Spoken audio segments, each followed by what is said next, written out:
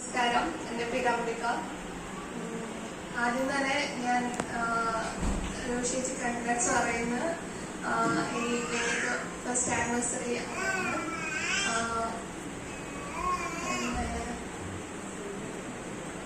ഞാൻ എൻ്റെ പ്രഗ്നൻസിയിൽ ഞാൻ ഏറ്റവും നന്ദി പറയുന്നത് റോഷിയേച്ചിനോടാണ്. റോഷിയേച്ചി ഇല്ലായിരുന്നെങ്കിൽ ഞാൻ എൻ്റെ ഡെലിവറി സിസേറിയൻ ആയത്.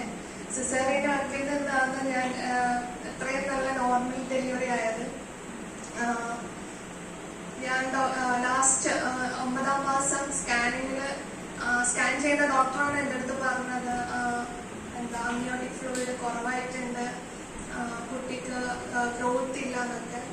അപ്പം ഞാൻ നേരെ ഹോസ്പിറ്റലിൽ പോയി ഡോക്ടറെ കാണാൻ പോയി. ഡോക്ടറെ കാണാൻ പോയപ്പോൾ ഞാൻ സ്കാൻ റിപ്പോർട്ട് കൊടുക്കുമ്പോൾ തന്നെ ഡോക്ടർ ചിരിച്ച മുഖത്തോടെ എന്നോട് പറഞ്ഞു, വെള്ളം കുറവല്ലേ, ഓപ്പറേഷൻ ചെയ്യാന്ന് പറഞ്ഞു. അത് കേട്ടപ്പം തന്നെ ഞാൻ സ്റ്റക്കായി പോയി. കാരണം ഞാൻ ഓൾറെഡി എൻ്റെ മൈൻഡിൽ നോർമൽ ഡെലിവറി ആയിരുന്നു കണ്ടിരുന്നത്. അപ്പം എനിക്കതൊട്ടും അക്സെപ്റ്റ് ചെയ്യാൻ പറ്റില്ല സിസേറിയൻ ആവാൻ പോകുന്നത്. അപ്പം ഞാൻ സ്റ്റക്കായി പോയി. പക്ഷെ ഡോക്ടറാണെങ്കിൽ അനസ്തേഷ്യന്റെ കാര്യം, അനസ്തേഷ്യ ഡോക്ടറെ കാണണം, അത് ഇതൊക്കെ പറയുന്നുണ്ട്. പിന്നെ കുറെ ഇഞ്ചക്ഷന്റെ കാര്യമൊക്കെ പറയുന്നുണ്ട്. ഇന്ന് തന്നെ ഇഞ്ചക്ഷൻ എടുക്കണം, നാളെ അഡ്മിറ്റ് ആവണം എന്നൊക്കെ പറയുന്നുണ്ട്. അപ്പൊ ഞാൻ ഡോക്ടർക്ക് കുറെ സംസാരിച്ചു നമ്മള്. പക്ഷെ അവസാനം ഡോക്ടർ ഒരു സെന്റൻസ് പറഞ്ഞു എൻ്റെ അടുത്ത്, എൻ്റെ 25 വർഷത്തെ സർവീസിൽ ഈ ഒരു കണ്ടീഷൻ വെച്ചിട്ട് ഒരിക്കലും നോർമൽ ഡെലിവറി ആവൂല എന്ന് പറഞ്ഞു. അതായത് ഞങ്ങൾ പുറത്തിറങ്ങി. അപ്പൊ എനിക്ക് 2 വഴിയായിരുന്നു, ഒന്ന് വീട്ടിലോട്ടും ഒന്ന് ഹോസ്പിറ്റലിലോട്ടും. പക്ഷെ ഞാൻ അവിടെ നിന്ന് ഞാൻ റോഷിയേച്ചിനെ വിളിച്ചു.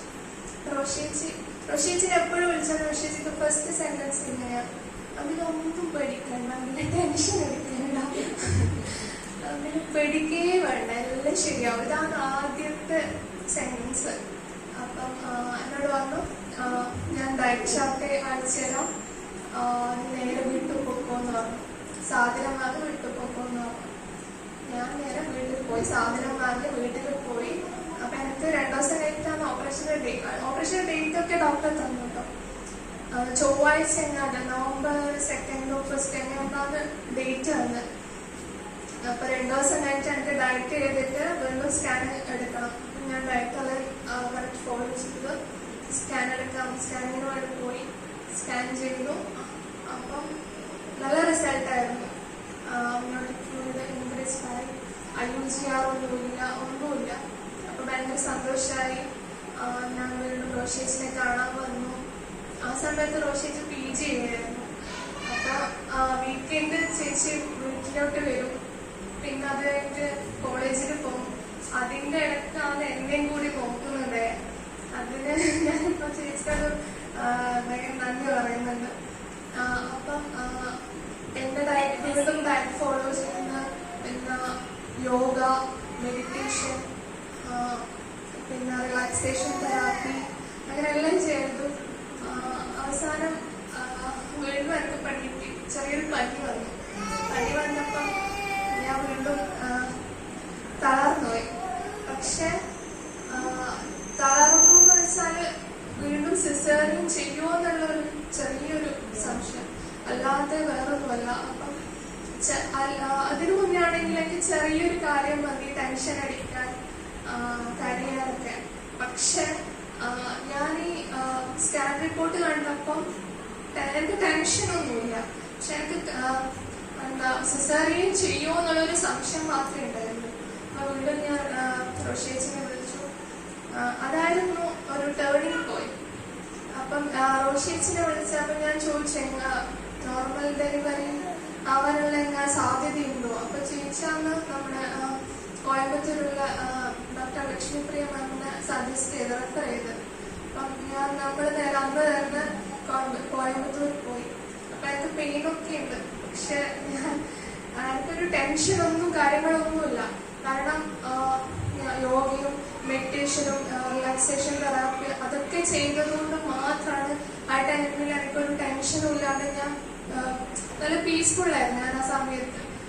ഇപ്പൊ എനിക്ക് തോന്നുന്നു ഞാൻ ആ സമയത്ത് ടെൻഷൻ അടിച്ചിരുന്നെങ്കിൽ പറയുകയായിരുന്നെങ്കിൽ ഞാൻ സിസേറിയനോ അങ്ങനെ എന്തെങ്കിലും ചെയ്തിട്ട് കിടക്കുകയായിരുന്നു എന്ന് വിചാരിക്കുന്നു ഇപ്പൊ.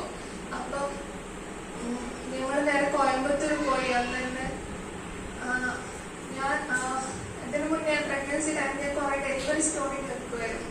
അപ്പൊ അതില് 90% സ്റ്റോറിയിലും അവര് പറയുന്നത് വെച്ചാൽ ഡോക്ടർമാർ ചീത്ത പറയും. അതായത് ഡെലിവറി ടൈമില് നമ്മൾ നല്ല കരയുമല്ലോ, ഡെലിവറി പെയിൻ എടുത്തിട്ട്. ആ സമയത്ത് ഡോക്ടേഴ്സും നഴ്സുമാരെല്ലാം ചീത്ത പറയും, എന്തിനെങ്ങനെ കിടന്ന് കരയുന്ന അങ്ങനെയൊക്കെ ചീത്ത പറയും. ഞാൻ 90% സ്റ്റോറിയിലും കേൾക്കായിരുന്നു. അപ്പൊ ഞാൻ എന്റെ അമ്മേന്റെ അടുത്ത് ചോദിച്ചു, അപ്പൊ ഇങ്ങനെ നമുക്ക് എന്തായാലും ഡെലിവറി സമയത്ത് പെയിൻ വരുമല്ലോ, നമ്മൾ കരയുമല്ലോ, പിന്നെ എന്തിനാ അവര് ചീത്ത പറയുന്നേ അങ്ങനെ ചോദിച്ചു.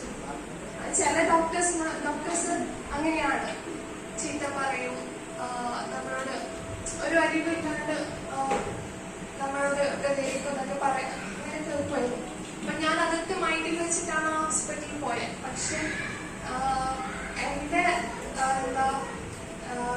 എന്റെ ഉള്ളിലത്തെ ആ ഒരു ഇതും അവിടുത്തെ എക്സ്പീരിയൻസ് നേരെ ഫ്ലിപ്പ് ഔട്ടായി. അവിടെ ഇതൊന്നും അല്ല, അവിടെ അതൊരു ഷോർട്ടായിരുന്നു ഞാനിങ്ങനെ ചിന്തിക്കുന്നത്. കാരണം ആ ഡോക്ടർ അതൊരു ഡോക്ടറല്ല, അതൊരു മാലാഖിയാണെന്ന് എനിക്ക് തോന്നുന്നത്.